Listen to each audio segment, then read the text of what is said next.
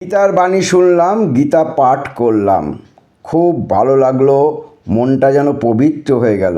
কিন্তু এমনই যেন মনটা পবিত্র হয়ে গেল যে তারপরে একজন প্যাটিস বিক্রেতা চিকেন প্যাটিস কেন বিক্রি করছে তার জন্য তাকে মারধর করে তার সমস্ত প্যাটিসকে ফেলে দিয়ে গরিব মানুষ এবং তাকে কান ধরে উঠবোস করানো।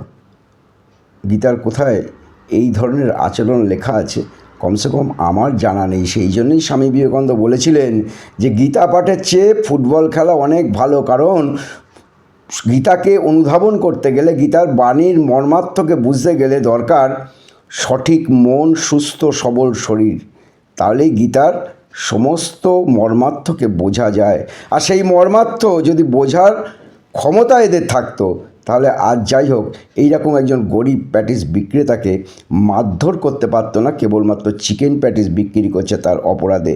যদি একটা চিকেন প্যাটিস কেউ খেয়েও ফেলে, মনে হয় না তাতে তার হিন্দুত্ব নষ্ট হবে, মনে হয় না গীতার বাণী তার মাথা থেকে সরে যাবে।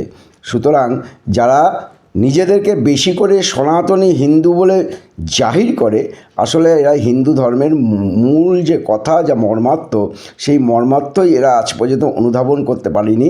এবং মধ্যযুগীয় আচার আচরণ, কুসংস্কার, হিন্দু ধর্মকে বিকৃত করে প্রতিষ্ঠা করবার যে ধারণা তৈরি হয়েছিল, সেই ধারণাকেই এরা আজও অবলম্বন করে সমাজটাকে কলুষিত করবার চেষ্টা করছে।